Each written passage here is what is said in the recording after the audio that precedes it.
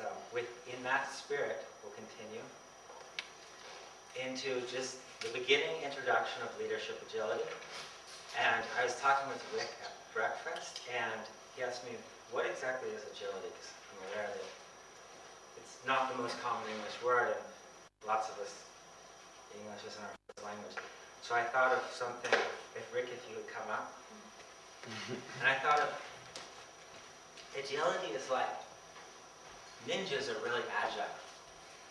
So agility is what you need if you're a ninja. So I'm doing a presentation and just sitting, and Rick comes up behind me. Come up behind me. Like a... Yeah. Swing at me. And then keep coming at me.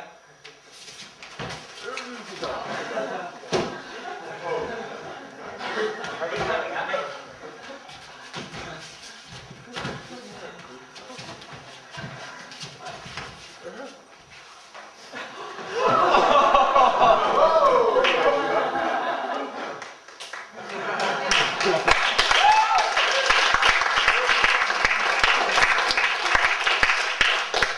So that's physical. That's a physical representation of agility. What we need in today's world, because we're usually not getting attacked by ninjas, that's gross agility. We need gross, subtle, and causal agility. We need agility when we're at work and we have too much work, and our boss is she's having a bad day, and she comes at us with some projection, some complaint about something else.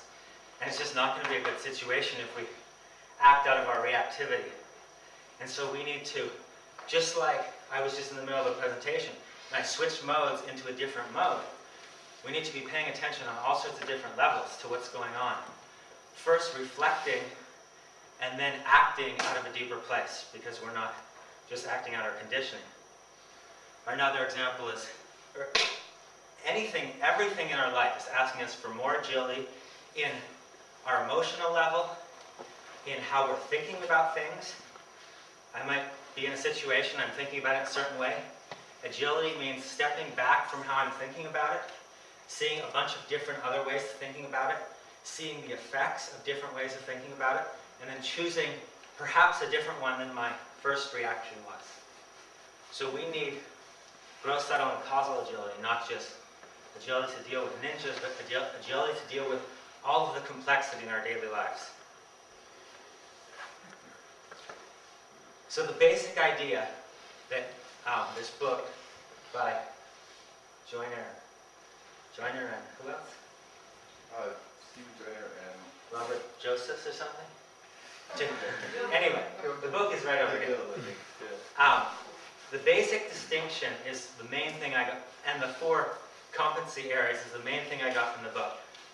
A lot of the rest of this is taking a lot of different things from other fields and putting it in the context of this distinction, which I really like, is the distinction between the breadth and depth of consciousness. Because in Integral we talk lots about levels of development, both in terms of structure stages and state stages.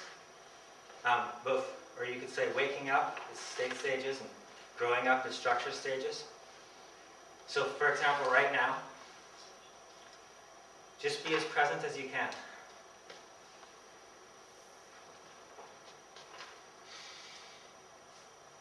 And just look around at your friends around you, and just see if you can see how present they are.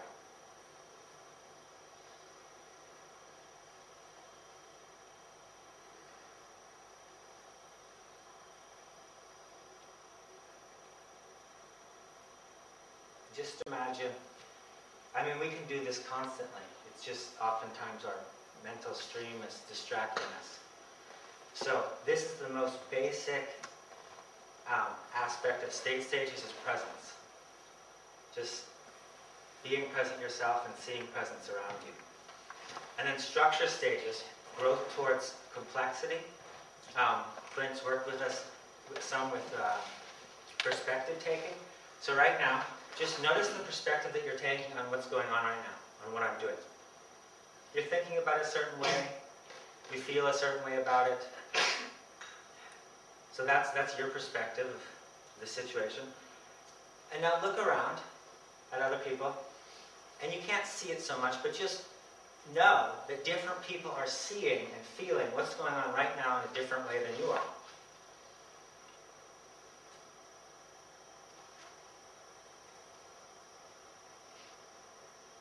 So that's perspective taking.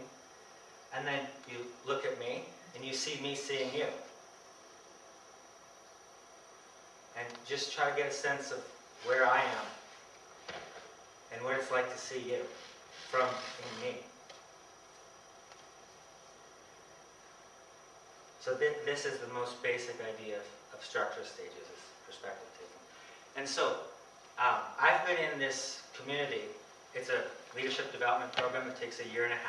And at the beginning, everyone measures their structure stage, or in Bill Torbert and Suzanne Caputo's model, it's called the action logic. Everyone measures their action logic at the beginning of the program, their level of development, and then again at the end, after 1.5 years.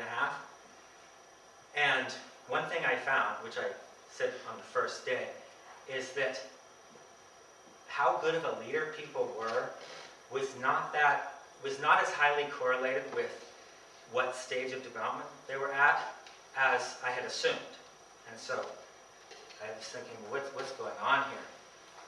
And there's a lot of things going on, but the basic thing is that, or the way I think about it, is that this structure stages, and we use the leadership development profile sentence completion test to measure level of development.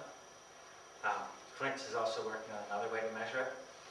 But in my experience, what that's measuring is the breadth and depth of your consciousness that you can use when you're taking the test. So you have access to it, but it doesn't mean you then go to work and you actually, so you have the ability to take all these perspectives, but when you go to work, do you actually use it? And that's the core of the distinction between consciousness development and leadership agility, is how good you are at actually using it, bringing it down to the ground, bringing it down to your daily life. Because oftentimes, I've been working with lots of people who have scored all the latest levels of development, and it's not that impressive sometimes. So, it's one thing to have the capacity to a wide and deep consciousness. It's another thing to actually be able to use all that potential that it gives you in your daily life. And that's obvious to all of us, I'm sure. So here are the 5 levels that Joyner and Josephs talk about in their book. They basically correspond to 5 of the action logics from Bill Torbert and Suzanne Caputo. The expert is, in spiral dynamics, that's light blue. Or, the achiever is orange. The catalyst is green, in both spiral dynamics and Wilber's model. The co-creator is, that corresponds with strategist, which corresponds with yellow in spiral dynamics, and with teal in Wilber's colors. And I apologize, there's so many different ways of talking about the levels, and I thought about just using, say, Wilber's scheme, because that's one that's in your binder. Yes? I thought many people have been saying that they don't know what it corresponds. Yes, Maybe and it's useful. that actually doesn't matter for this. All I want to say here is that the different models, I think,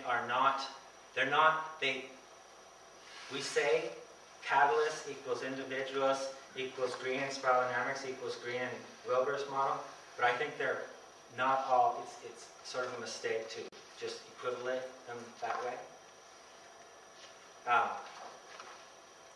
The basic point, which I think we all intuit, is that things develop. We develop, children develop, we continue to develop if some of us continue to develop. We talked about just what you're saying with all of the faculties. This is an integral leadership seminar, and we're not teaching levels. And I personally think that's the right choice. And the reason why is because, one, a lot of people know it, but also, I've just made so many mistakes and been such a jerk in different ways with levels that, I mean, I think with learning